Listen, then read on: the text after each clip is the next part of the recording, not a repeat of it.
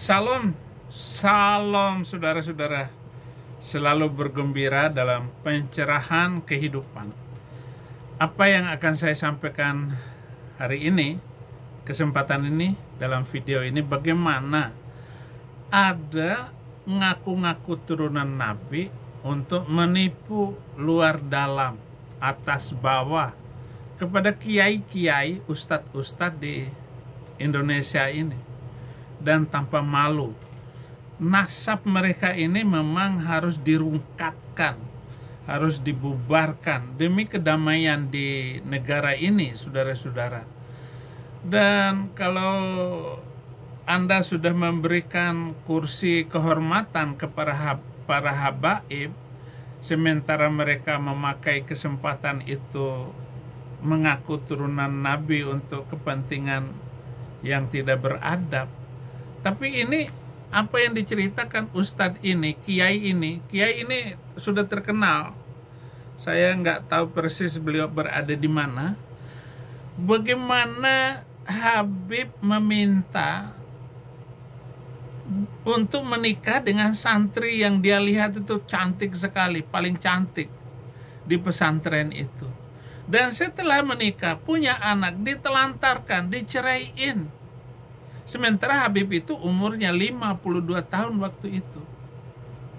Tega, saudara-saudara. Habib semacam ini. Nah, mari dengarkan kesaksian Ustadz ini. Dia sudah khutbah di mana-mana. Mari kita dengarkan. Setelah dapat kabar jebul-jebul digadekan, saya saja ikhlas.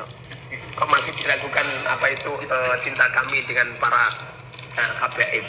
Saya punya pikiran itu durian. Coba ya kita maafin itu. Bahkan ada Habib yang datang ke tempatku minta santri. Bahkan ada santri putri yang cantik cerita, umur 18 tahun diminta. Padahal beliau tahu umurnya udah 52. Dan pada akhirnya ya saya bilang, Habib, saya tidak berwenang untuk pancingan minta izin sendiri sama walinya, kemudian nemuin sama wali. Mungkin wali santrinya juga karena tajin sama saya, jadi anaknya diberikan.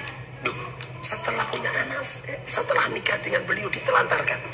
Pada akhirnya ini santri ini dicerai, punya anak satu, masih muda banget ini.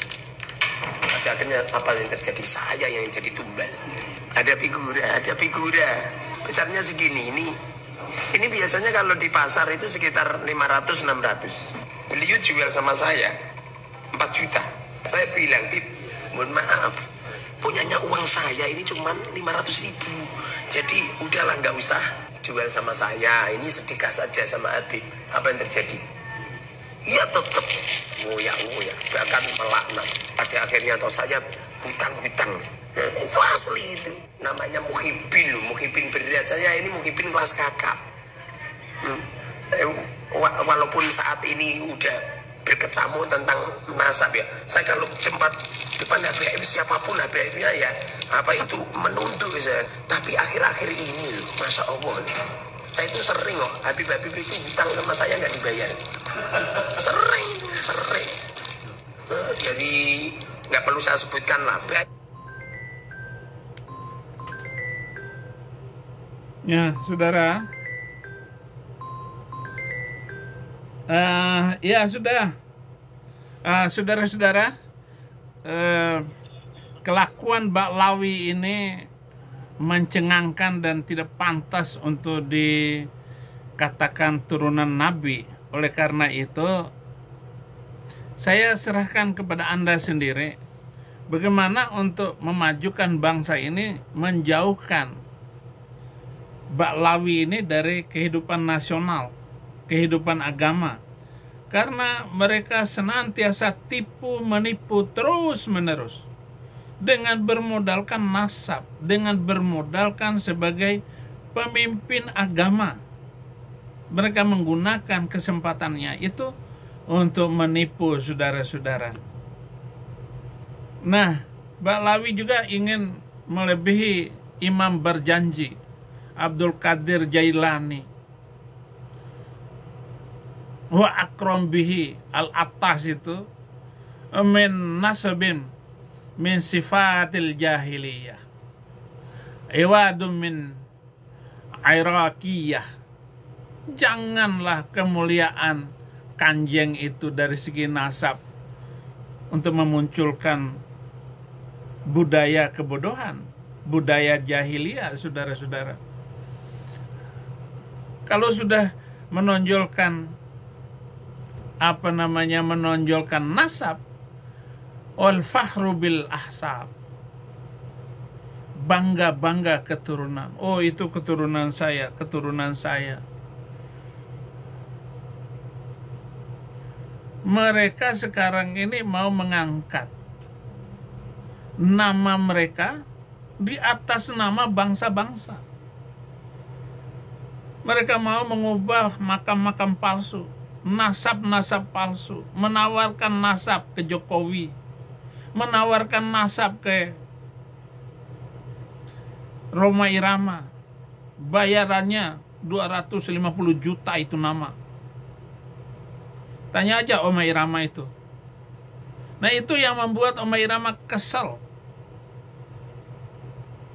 Karena ditelepon. Masya Allah, ente ini ternyata adalah Habib.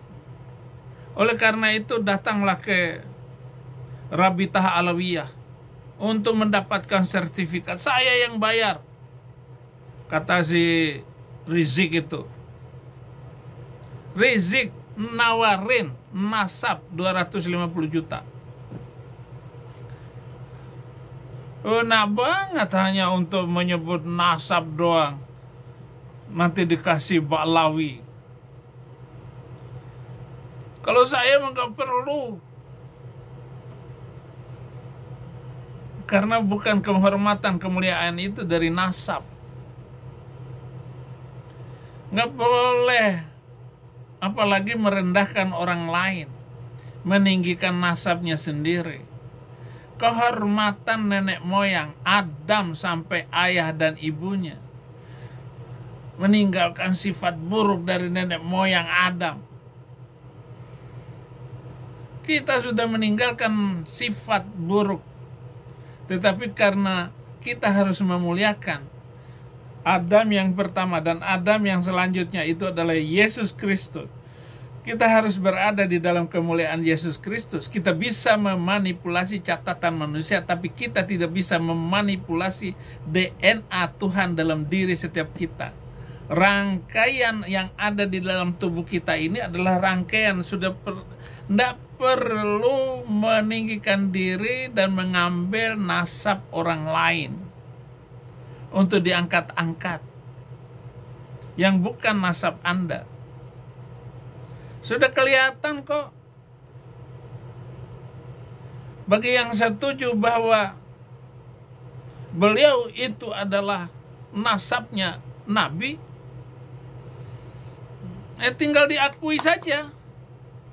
Tetapi kalau saya malah sebaliknya, memang dia pantas untuk turunan Kanjeng itu. Kenapa? Kelakuannya sama dengan Kanjengnya dulu. Tidak beradab. Sebagai seorang ahli sejarah dan seorang yang mengerti tentang sejarah itu, saya akan mengatakan pantas. Dan jangan dibikin rungkat nasabnya. Samakan saja dengan nenek moyangnya itu. Bagaimana provokasi yang dilakukan oleh Habib Rizik itu. Sama dengan provokasi yang diterima oleh orang-orang Nasrani dan orang-orang Yahudi yang ada di Madinah.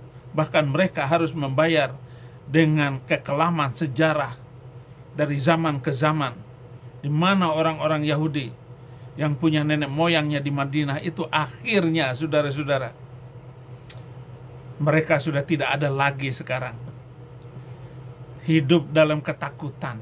Dan bagaimana orang-orang itu sudah tidak bernyawa lagi. Nah, kita lihat apa yang dilakukan oleh Rizik.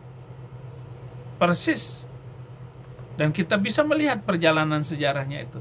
Makanya, samakan saja. Emang satu wazan, satu pohon kehidupannya, sejarah kehidupannya.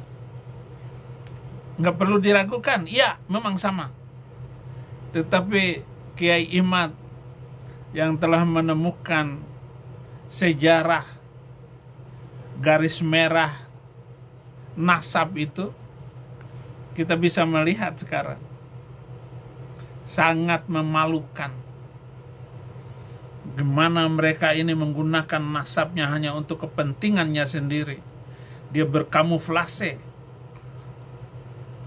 Perbuatan mereka jauh dari kebenaran ajaran agama Islam aja. Udahlah, begitu banyak kebohongan yang kita lihat dari kehidupan yang dicontohkan oleh tukang-tukang pidato mereka, tukang-tukang khutbah mereka. Ini saja sebagai pertimbangan agar Anda juga tetap memesan buku yang saya tulis